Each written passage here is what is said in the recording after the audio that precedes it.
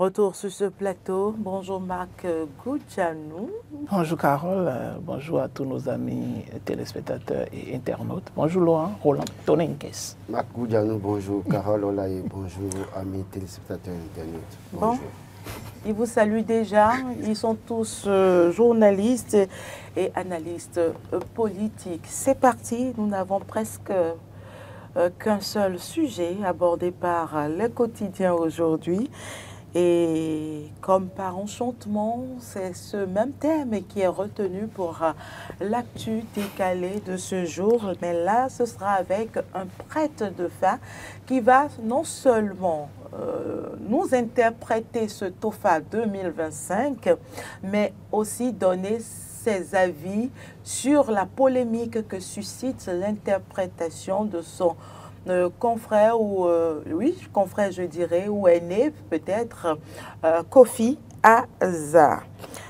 Voilà, Dynamisme Info titre ce matin TOFA 2025 et rapprochement avec un éventuel troisième mandat, la préparation psychologique visiblement mise en branle. Marc Goudjanou, êtes-vous d'avis?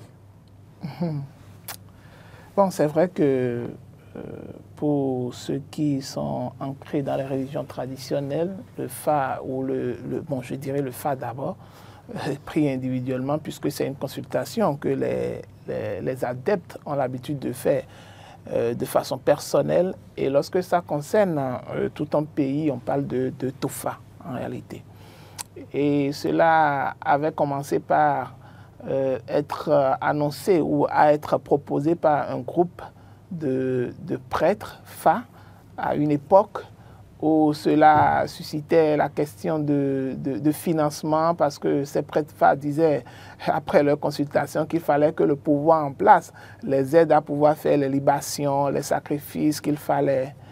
Et dans cette droite ligne, grâce à l'arrivée du président Patrice Talon, cela a été pris en compte et il y a un comité aujourd'hui des rites qui est installé et qui aujourd'hui préside cette cérémonie lors de la fête du Vaudon ou la fête des Vaudon Days. Et donc, on a tous suivi comment cela s'est passé et les diverses interprétations qui ont suivi après. Il faut reconnaître qu'en réalité, lorsque l'on parle de cette science, puisqu'on parle de science lorsqu'on parle du FAP, et lorsqu'on parle de cette science, c'est un peu aléatoire l'interprétation qui est faite de tout ce qui sort en réalité. Parce que lorsqu'on parle par exemple du signe Funyeku, ou lorsque vous entendez déjà les diverses interprétations qui sont faites par rapport peut-être à l'orientation de chaque prêtre Fa qui essaie quand même de pouvoir donner une orientation peut-être qui plaît au chef ou qui rassure le chef. Parce que n'oublions pas, tous ceux qui ont participé à ce TOFA-là, ce sont des gens qui ont été installés, d'accord, par un décret.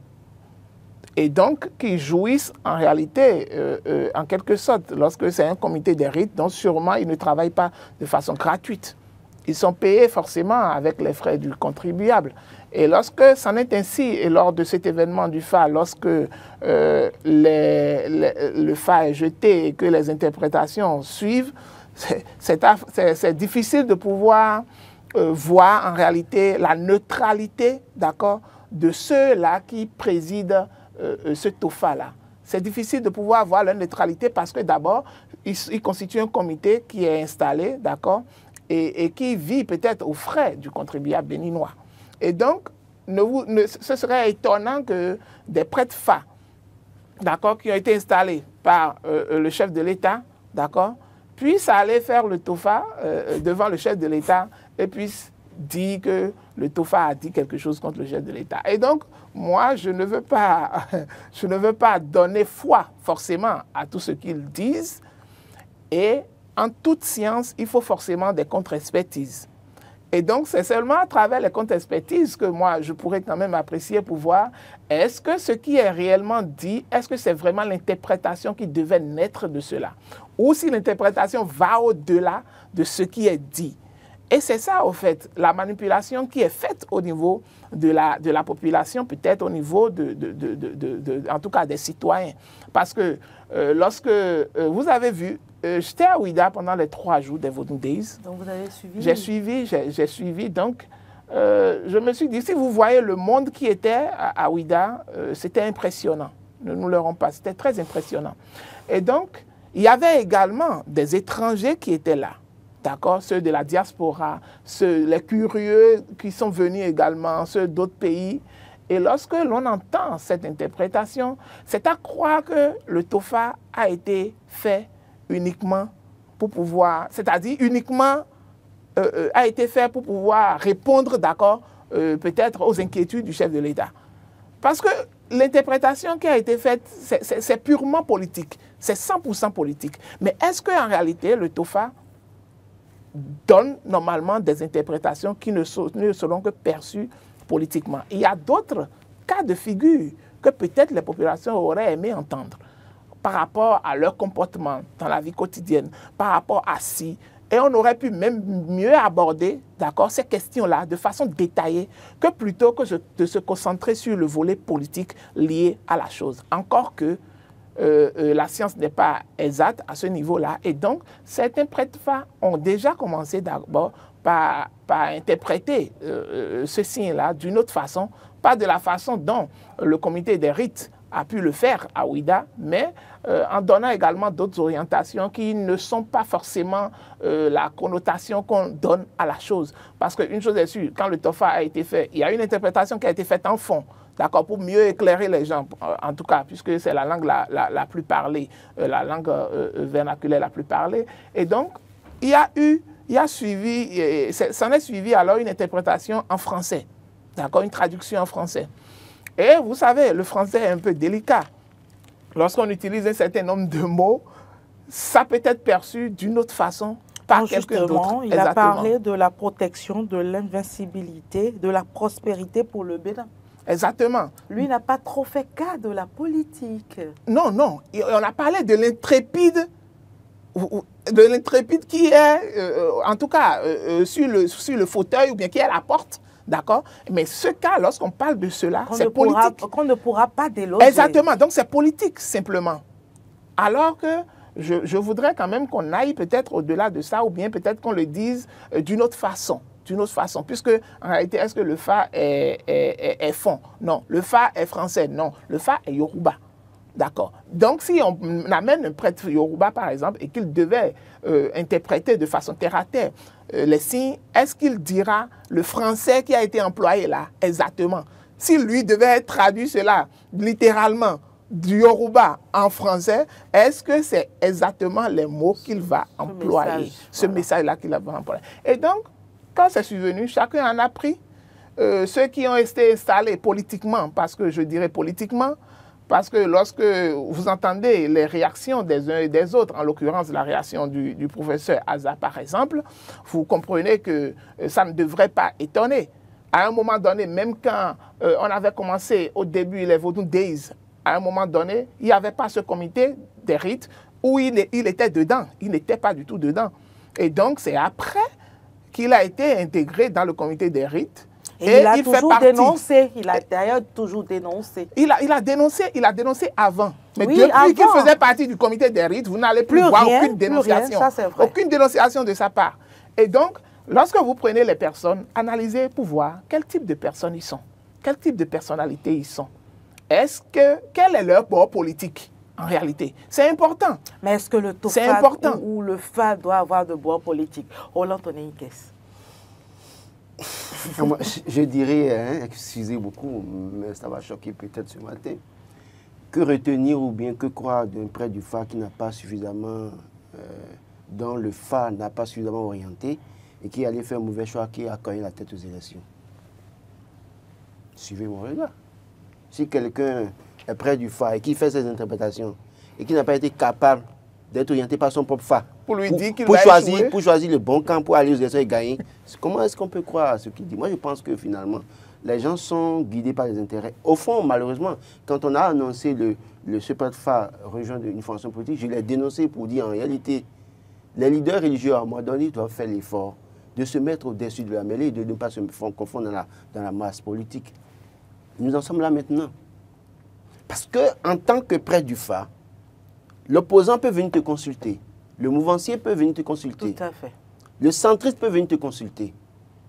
Donc il ne doit pas avoir normalement un bord politique. Et alors, quand le prêtre du phare en arrive à faire ses déclarations publiques, je crois que le dynamisme de fond n'a pas tort. On fait une préparation psychologique aux gens pour un éventuel peut-être coup de force à un moment donné. Et aujourd'hui, d'ailleurs même, nous sommes en 2025. Écoutez, les élections présidentielles, c'est en 2026. Pourquoi le phare de 2025 s'intéresse déjà à 2026? Pourquoi le phare de 2025 s'intéresse déjà à 2026? Ça veut dire qu'en réalité, il y a des intentions inavouées. Et ça fait craindre, justement. Parce qu'à un moment donné, d'ailleurs, même les étrangers qui étaient à Ouida, où on a fait la consultation, dès lors qu'on fait des bonnes interprétations, vous donnez plus de crédibilité à ce que vous faites. Mais quand vous faites et que vous donnez que des interprétations positives, mais écoutez, en toute chose, il y a le négatif et le positif. D'ailleurs, on nous apprendra plus tard, dans d'autres sens, qu'il y a le yin et le yang, le bien et le mal se côtoient tous les jours. Même à l'église, quand vous prenez votre Bible là, vous pouvez prier, demander à Dieu de vous aider. Dans le même temps, vous pouvez prendre des sommes et réciter et maudire quelqu'un. Donc, mais quand viennent nous dire que le tofa, là, en réalité, que ça ne parle que du bien d'une seule personne. On a dit le tofa. Moi, je le dis, je le rappelle, j'ai quand même quelques notions pour dire le tofa, en réalité, concerne. C'est-à-dire, il y a des gens qui ont fait des interprétations, j'ai aimé. Dit, par exemple, à leur manière que oui, les femmes doivent faire attention, il y aura trop d'adultère, beaucoup d'hommes seront impuissants au cours de l'année. En fait, le tofa parle de la généralité. Le tofa ne cerne pas un seul individu parce qu'en réalité, on a des intérêts. Je comprends quelque part aussi, hein, parce qu'après, c'est pas facile d'être devant le chef de l'État et de lui dire, monsieur le chef de l'État, si vous ne faites pas attention. Vous allez partir dans un an. En fait, il y a peut-être cette peur-là, mais au fond, est-ce que le prêtre du phare authentique peut avoir peur? L'année passée, on a annoncé, on a vu que quelqu'un n'était pas au tofa. Et quand on a demandé, quelqu'un a répondu qu'il a été associé, on l'a appelé qu'il n'est pas arrivé. Quand un journaliste l'a appelé, il a dit qu'il préfère ne pas répondre. Allez comprendre quelque chose. Donc, tout ça là, est-ce que... Et la même personne a fait des prédictions du tofa par le passé. On peut les archiver. Fort heureusement, le monde a évolué. Allez sur YouTube, vous allez trouver. Des gens ont archivé ça sur le banc à la maison. Il y a des séquences de celui-là et même d'autres près du phare qui ont dit des choses par le passé. Mais j'ai suivi une vidéo ce matin qui m'a fait rire. Quand le chef était malade, le chef de l'État avait quelques soucis de santé, quelqu'un disait, mais que c'est les mêmes qui ont constitué le phare qui ont dit qu'il ne reviendrait pas vivant. C'est les mêmes, hein? Les mêmes. C'est pour ça que je voudrais demander au chef de l'État de se mettre au-dessus de la mêlée de tout ce qui se dit en réalité. Parce que, fondamentalement, les gens vont l'induire en erreur et après viendront nous dire autre chose. Écoutez, le même prêtre du phare a dit que Yahi Boni est l'incarnation du roi Guézo. Et que celui qui va le suivre est l'incarnation du roi Glélé. Et après le roi Glélé, il y a qui? Il y a le roi Béhanzin. Le roi Béhanzin, c'est qui? C'est celui qui a mis fin à la collaboration avec la France. Et c'est le même prêtre du phare qui, devant le public, désavoue quelqu'un qui demande aujourd'hui la fin de France-Afrique. Publiquement. Quelle est la logique alors finalement que nous allons suivre? Si vous reconnaissez que Yahi Boni est l'incarnation du roi Guézo, et que Patrice est l'incarnation du roi Glélé, et qu'en réalité, celui qui peut-être s'annonce, moi je ne suis pas de son bord politique, de sa chapelle politique, mais qui a les traits du roi Béhanzin. Les traits du roi Béhanzin, qui a le même discours pratiquement que le roi Béhanzin par le passé. Pourquoi est-ce que le même prêtre du phare qui nous a dit ça hier, en arrive publiquement, a fait des commentaires tendancieux qui remettent en cause la poursuite de celui-ci? Cela suppose qu'en réalité, nous devons faire très attention avec ces personnes-là. Moi, je dis véritablement, je crois que vous avez invité un prêtre de phare ce matin, il nous dira suffisamment ce qu'il en est. C'est vrai que je ne sais pas si lui-même, il pourra avoir le courage de dire ce qu'il pense, parce que davantage, certains mieux en peur. Moi, j'ai tenté d'appeler les gens quand même pour qu'ils me donnent leur interprétation, pour qu'on puisse conseiller ça dans la presse, mais ils ont refusé, clairement, parce que, ah non, je ne veux pas que mon nom soit cité, des trucs comme ça. Mais je pense sincèrement que les gens doivent davantage mettre le peuple au centre de leur interprétation, de tout ce qu'ils font. C'est-à-dire, cette manière de toujours vouloir plaire au chef de l'État, parce que, oui, écoutez, en dehors de celui qui interprète à sa manière, il y a quand même l'autre là qui est aussi député à l'Assemblée nationale, membre de l'Union progressiste du renouveau, qui est aussi près du phare, qui est aussi dans le lot. Et vous avez bien fait de dire que des gens, je ne dirais pas seulement aux contribuables du fait de l'État, mais c'est des gens nommés. Et donc, en réalité, j'ai comme l'impression qu'ils ont un devoir de reconnaissance vis-à-vis de celui qui les a nommés. Et donc, finalement, l'année passée, on a dénoncé les mêmes choses. Et cette année, ça reprend encore. Je voudrais quand même demander aux gens de faire attention avec le destin de tout un peuple, le destin de toute une nation. Qu'on tienne de ces propos, qu'on essaie de commenter tendancieux à la limite, et qu'on dise parfois que le phare ne connaît pas la Constitution. La Constitution, c'est nous, les hommes, qui avons rédigé ça. Le phare existait avant la Constitution, mais c'est vrai. Mais c'est nous qui nous sommes allés s'asseoir. D'ailleurs, nos aînés au PLM Alédio pour rédiger, pour nous donner cette Constitution. Et après, bon, même si on ne veut pas reconnaître cette Constitution, c'est encore eux-mêmes qui sont allés au Parlement, la majorité, pour se donner une nouvelle Constitution à partir de novembre 2019. Ce n'est pas quelqu'un qui les a obligés à faire ça. Donc, en réalité, quand on veut faire tout ça et qu'on veut maintenant, on ne veut plus reconnaître ce qu'on appelle Constitution, parce que c'est même, d'ailleurs, même celui qui... Croyez-vous que ces propos de Kofi Aza pourraient impacter réellement l'ordre constitutionnel? Non, écoutez, non, le problème c'est que, vous savez, nous sommes sur un terrain religieux. Et les religieux, certains courants de religieux sont capables de pousser l'homme à faire ce qui est irréparable. C'est de ça qu'il est question en réalité. Moi, j'estime qu'on n'est plus à cette étape. Non, mais attention, vous blaguez, oui. Vous blaguez, attention. Le problème, c'est que le chef de l'État a dit, nul de sa vie, il lui-même l'a répété, ne peut faire plus de 2 mandats. D'accord? Mais quelqu'un qui estime que, bon, il est près du... Pas estime, quelqu'un qui est près du phare, sachant très bien que le chef de l'État est un petit-fils d'un près du phare, et qu'on lui dise ça, et qu'on lui dise, bon, écoutez, oui... vous pouvez forcer les choses. Parce que cette manière de faire les choses, c'est de lui dire, vous pouvez forcer, rien ne va se passer. Et ça, vous savez très bien qu'en politique, les gens peuvent avoir des intentions et ne pas tenir compte de leur constitutionnel. Et c'est pour ça que j'interpelle le chef de l'État pour dire, c'est vrai, sachant que lui aussi, il est petit-fils de Gadegbe, il a quelques notions dans la pratique du phare, et certainement, il a aussi son interprétation qui comprend, ou bien il y a d'autres initiés qui viendront lui expliquer, lui interpréter le phare de la plus belle des manières pour qu'il ne tombe pas dans l'erreur de ceux-là qui veulent le pousser dans ce qu'ils veulent pour ce peuple. Et c'est ça ce qui devait en réalité réjouir la plupart des Béninois. C'est qu'en réalité, nous avons un chef d'État qui est normalement plus mûr, d'accord, que ça. Et donc, il sait les hommes avec qui il travaille. Il sait déjà quel type de position il peut prendre juste parce qu'ils veulent lui faire plaisir. Et donc, je pense qu'au-delà même de ce TOFA qui a été réalisé de façon publique, le chef de l'État, forcément, aura peut-être ses propres consultations qu'il fera pour mieux apprécier, et pas forcément avec ceux-là, pour pouvoir mieux apprécier la situation s'il est, en tout cas, adepte du phare. Le phare, en réalité, n'a pas un problème en soi. Il faut qu'on le dise et que les gens comprennent. Le phare, en réalité, n'a pas un problème. Le TOFA, en réalité, n'a pas un problème. Ce sont les hommes qui président cette consultation qui ont des problèmes. Et parce qu'ils en font une autre interprétation. Il peut avoir des impacts parce que déjà, il y a de polémiques sur cette science-là. Oui, c'est pour ça que nous, ce matin, nous voulons faire comprendre aux uns et aux autres, en réalité, que la qualité et, en tout cas, l'habit que portent ces hommes-là, politiquement parlant, ne permet pas de leur donner une crédibilité par rapport à ce qu'ils sont en train d'interpréter. Et donc, on a constaté qu'avec l'histoire, tous ceux-là, c'est-à-dire à partir de celui qui a même commencé par alimenter la polémique, je vais parler du professeur Aza, qui n'était même pas à Ouida. Il était là? Non. L'année passée. Non, cette année-ci. Il était là. C'est lui qui a fait la traduction en fond. En fond, ok, voilà. Donc, c'est lui qui avait fait la traduction en fond. Donc, je dis, lui qui était au début des choses, depuis longtemps, hein, depuis des années, où on a constaté qu'il y a parfois des contradictions entre les interprétations qu'il faisait, même à l'époque, avant Talon même.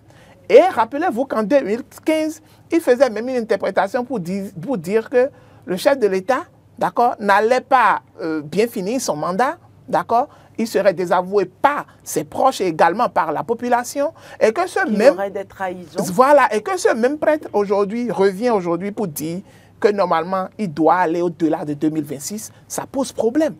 Ça pose problème de la qualité des hommes qu'on met et de leur moralité en réalité. Parce que ça veut dire que vous pourrez orienter, c'est des gens qui peuvent orienter leur opinion selon leurs intérêts à chaque fois.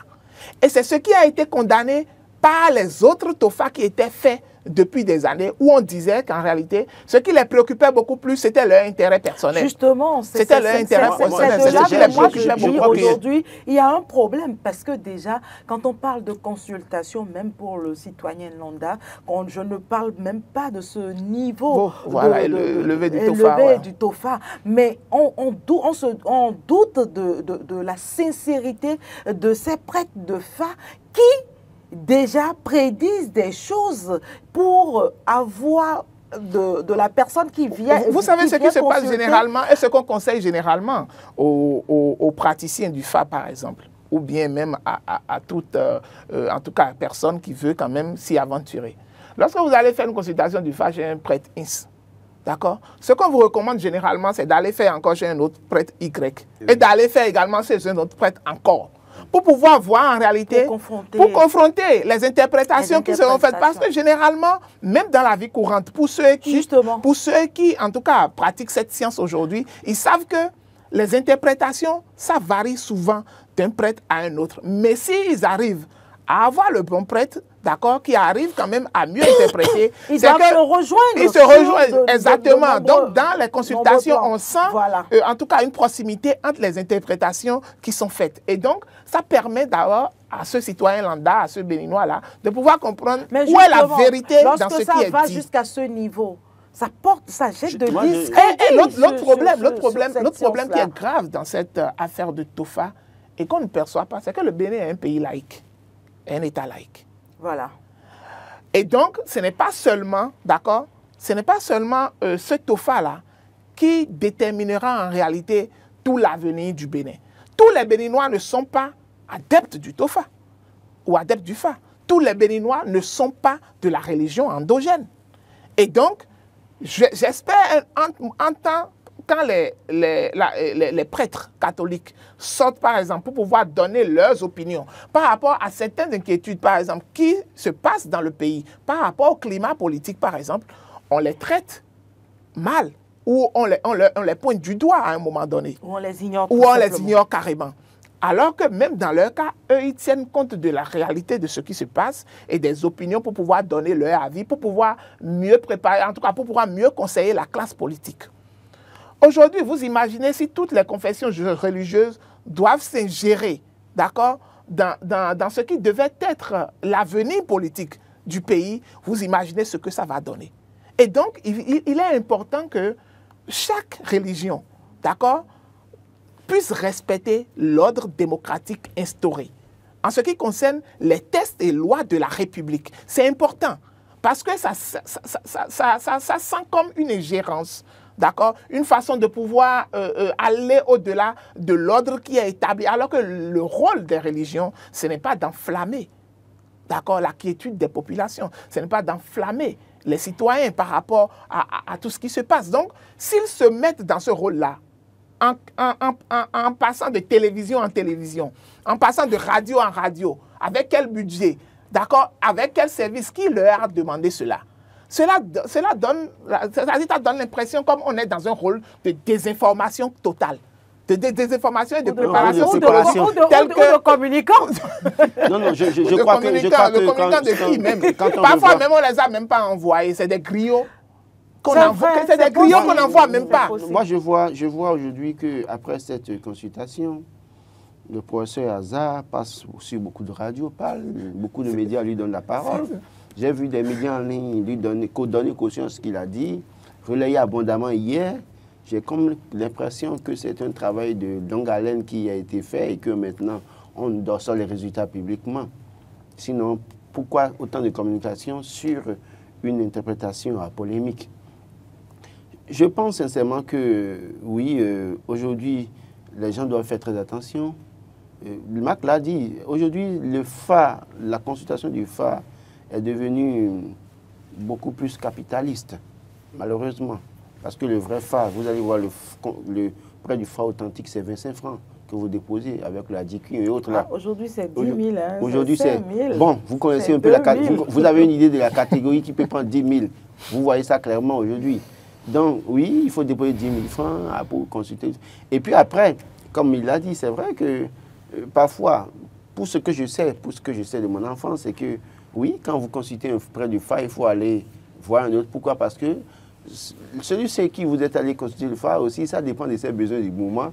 Et c'est en fonction de ça qu'il interprète le phare pour vous tuer, pour vous dire de tuer un mouton ou un coq. Sachant très bien que pour certains sacrifices, on n'a pas besoin de tuer le mouton. Il suffit seulement de prélever les poils du mouton et de toucher le fétiche avec, je ne dis rien d'extraordinaire, c'est la réalité. Mais on vous dit quand même d'acheter un mouton. Vous achetez le mouton, mais ça n'a jamais été tué. Bon, on dit non, mais il faut rentrer, on va faire ça. Par contre, le frère, près du phare authentique, vous dira... L'autre dirait que c'est pour ça, c'est ce qui justifie que dans la cour de ces prêtres de il y a beaucoup de moutons. Il y a beaucoup de moutons. Il y a toujours de la viande chez eux. Donc pour vous dire quoi? Pour vous dire que les vrais prêtres du phare... Et de l'alcool. Il y en a. Je suis sûr qu'il y en a encore. Les vrais, il y en a. Je suis sûr qu'il y en a encore. Les authentiques qui ne sont pas guidés par un groupe capitaliste, c'est sûr qu'il y en a. Ceux-là qui sont audacieux, qui vous diront en face, écoutez, si vous ne faites pas attention, vous allez mourir, il y en a encore, je pense. Il y en a qui vous diront, attention, ce que vous voulez faire là, c'est dangereux pour votre famille même là, il y en a encore. On ne va pas mélanger. En fait, je respecte, hein, parce que je dis, Mac l'a rappelé, le Bénin est un pays laïque. Et nous tous qui sommes ici, quelles qu'en soient nos croyances religieuses, évangéliques, catholiques, ou témoins Jéhovah, ou apostoliques et protestants, nous sommes venus de quelque part, et donc nous connaissons un peu, et donc pour ça nous respectons nos parents. C'est-à-dire, c'est vrai que l'idéal aurait été qu'ils viennent là où nous sommes, mais pour le moment, on ne va pas les combattre. Il faut commencer quand même les accepter parce que Dieu est amour, il faut les aimer d'abord. Donc, oui, il faut respecter à chacun sa croyance religieuse. Mais il ne faut pas qu'une croyance religieuse en arrive à vouloir berner tout un peuple, en voulant imposer à un peuple ce qui pourrait amener la tension, ce qui peut amener des conflits ou une crise. C'est de ça qu'il est question. Et je crois que le chef de l'État, en temps normal, hein, moi je pense que si on devait être sérieux envers nous, et c'est pour ça justement, quand on a mis en place le comité des rites vaudous, moi j'ai dénoncé en disant, l'émission doit être là encore. J'ai dit non, en réalité, tel que ça a été fait, c'est pas bon. Il faut réunir les Bokono du Bénin, choisir les plus anciens, ceux qui ont l'expérience, qui ont l'éthique, la dignité. Et il y aura ce collège de Bokono qui va faire chaque fois qu'ils évoluent, quand quelqu'un, au soir de sa vie, quitte, meurt et quitte le groupe, on identifie un plus ancien encore. Et ces plus anciens, c'est-à-dire que j'ai dit de partir des royaumes du Bénin. Quand on parle des royaumes du Bénin, il y a ce que j'appelle le berceau de la royauté au Bénin méridional. C'est parti d'Alada. À Abomey, il y a des prêtres du phare. À Porte-Nouveau, il y en a. Dans la région Yoruba, le phare étant Yoruba, d'origine Yoruba. C'est chez nous. Voilà, il faut aller là-bas chercher des prêtres du phare. En tenant compte des royaumes, à partir des... Parce que dans chaque cour royale, il y a quand même forcément un prêtre du phare. Vous allez dans la région Mono, au niveau de la famille Guédengue, il y a toujours un prêtre du phare. On identifie ces anciens prêtres du phare dans ces royaumes-là et on forme un collège de prêtres du phare. Et on met de côté les prêtres du phare intellectuels peuvent s'associer, mais seront en second rang. Et ces prêtres du phare de chaque royaume-là, c'est eux maintenant qu'on met ensemble pour consulter le phare. Et je suis sûr que ça donnera plus de crédibilité. Mais dès lors que le chef d'État dans son bureau, avec ses collaborateurs, ils choisissent des prêtres du phare, on ne sait pas sur quels critères, on ne peut qu'avoir parfois de cette interprétation tendancieuse. Justement, et donc, des membres du gouvernement, bon, pas des membres du gouvernement, qui ont été des anciens membres du gouvernement. Voilà, des hommes politiques, soit dans le ancien membre du gouvernement. On ne peut pas s'attendre. Ancien membre du gouvernement, vous dites-vous. Mais pour moi, je dis, c'est toujours membre du gouvernement. Parce qu'il dirige, voilà. Et il est dans le bureau. il est dans le bureau de l'Assemblée nationale et il est membre d'une force politique qui soutient le chef de l'État. Donc, moi, je pense que sur quels critères on a choisi ça? Alors qu'on a en réalité une base sur laquelle on peut se concentrer pour choisir les prêtres du phare. Et c'est pour ça que, mais si la personne, vous nommez la personne là, la personne pense que, bon, écoutez, on m'a nommé là et c'est question d'intérêt, vous voulez qu'il dise le contraire de quoi? Qu'il dise au chef de l'État, monsieur le chef d'État Pétécan, si vous ne faites pas attention là, attention, vous voulez qu'il dise ça? Moi, quelque part, je le comprends. Nous sommes sur un terrain politique et la consultation a été faite devant un politique, pas des politiques, parce que celui qui a interprété a été candidat malheureux, je le rappelle encore, aux élections d'une formation politique qui soutient le chef de l'État. Donc c'est normal qu'il faut comprendre les interprétations. Maintenant, essayons peut-être d'écouter davantage. J'ai écouté au moins 2, 3, 4 autres prêtres du phare et j'ai tiré la conclusion. Attendons de voir ce matin celui que vous avez invité, certainement qu'il nous donnera de meilleures interprétations également. On espère. Bon, peut-être que lui aussi est politique. Non, vous savez, vous voyez, ceux qui ont déjà pris le devant et qui ont déjà commencé par faire cette interprétation du phare, on connaît déjà leur connotation politique. Et donc, c'est des gens déjà qui bénéficient des grâces du pouvoir. Et donc, ceux qui, en arrière maintenant, veulent faire cette interprétation du phare, même que ce soit à la télé ou à la radio, parfois, ils ont tendance, peut-être ils veulent également se mettre sous les grâces de ces prêtres du phare qui bénéficient des grâces du pouvoir. Et donc, parfois même, ils viennent parfois pour suivre juste ce qui a été dit, pour pouvoir, pour peut-être plaire aux autres. Il y a d'autres qui certainement... Mais c'est aujourd'hui très rare maintenant de pouvoir voir ces prêtres phares aujourd'hui qui vont sortir aujourd'hui pour dire en réalité le contraire de ce qui a été dit. Non, parce pas que le contraire. En fait, pas le contraire. La réalité. Voilà. Moi, je crois que oui, aujourd'hui, les prêtres sont l'épreuve de la tentation politique. C'est ça. Les prêtres du phare seront l'épreuve de la tentation politique parce que, d'abord, première chose à retenir, c'est que certains parmi eux diront, mais si je vais dans le sens du pouvoir en place, il se peut que demain, on élargisse le comité qu'on m'appelle. Et d'autres diront... Le collège du phare. D'autres diront... que bon, je suis près du phare, écoutez, bon... Il y a des clients qui sont peut-être du bord de la famille politique, présidentielle. Est-ce que j'ai le droit de pouvoir dire la réalité? Ça pourrait impacter, ça pourrait impacter mes activités. Ma clientèle. Donc, il y a tous ces facteurs. Il y a beaucoup de considérations. Il y a tous ces facteurs qui font que parfois... Mais je crois que, je crois qu'il y a des prêtres, il doit en avoir encore d'authentiques et qui n'auront pas peur de dire la vérité à ici ou grec en face. Et c'est ce que nous recommandons. Parce que si le prêtre en arrive à... Parce que le prêtre, je ne parle plus du prêtre phare ou le pasteur ou le prêtre de l'Église catholique doit pouvoir voir Marc et lui dire, bon Marc, vous êtes le meilleur journaliste, tout ça là. Et Laurent, vous êtes le meilleur. Alors qu'ils savent très bien que nous deux, nous faisons des erreurs parfois aussi et que nous méritons même peut-être pas ça à qui doit nous dire ça. C'est qu'en réalité, on sait pourquoi il le dit. Peut-être que la dîme est proportionnellement élevée que les autres. Et donc, en nous jetant des fleurs, la dîme peut davantage arriver. Et donc, peut-être qu'il paye, comment vous appelez, il envoie par moment quelques moments à son prêtre qui fait la confession. Donc, par conséquent, quand on vient à l'église, tout le monde... Nous allons parler d'autres choses sur ce plateau. En réalité, comprenez que là où on est mage, on fait attention, on ne doit pas dire n'importe quoi là. Et ça se comprend. Alors, le grand regard, avec l'aide de Marcel, la réalisation, nous allons retrouver le quotidien Le Grand Regard qui parle ce matin d'un constat fait par une ONG aux frontières du Bénin. Le rançonnement renaît au sein de la police républicaine. Il n'a pas cité le nom de l'ONG, mais est-ce que vous êtes d'avis? Je crois que j'ai lu cette affaire. C'est Koudébi qui a lancé la lettre la semaine dernière avec des images où quelqu'un faisait état de ce que quand vous prenez un bus, il y a des bus quand vous allez vers la frontière Niger, ce qui n'est pas encore vérifié. Hein. Il paraîtrait que les gens prennent 1000 francs par passager dans les bus qui vont à destination Niger. Il y a d'autres pays, quand vous allez à ces frontières, c'est que d'abord, avant de rentrer dans le bus, la compagnie vous demande 45 000 francs. Wow, et que sur le tronçon, après, vous payez encore plus de 25 000 francs. Wow. Moi, j'ai subi ça quand j'allais au Ghana. Au Ghana, sur le tronçon, déjà, au niveau de la frontière Lomé, déjà, c'est vrai qu'eux, ils embêtent parfois un peu là. mais pas plus trop comme avant. Bon, il semble que ça a repris encore de plus belle là. Je n'ai pas encore vérifié. Certainement, la prochaine jour, si je me rends à Lomé, certainement, je vais vérifier. Et vous savez, je le dirai publiquement. Mais après, la frontière du Togo avec le Ghana, écoutez, pour aller à Accra, je vous assure, j'étais scandalisé. Scandalisé. Vous avez payé combien en tout pour tout? J'ai payé plus de 30 000 francs. C'est pas vrai. Les gars, je ne sais pas pourquoi. Hein.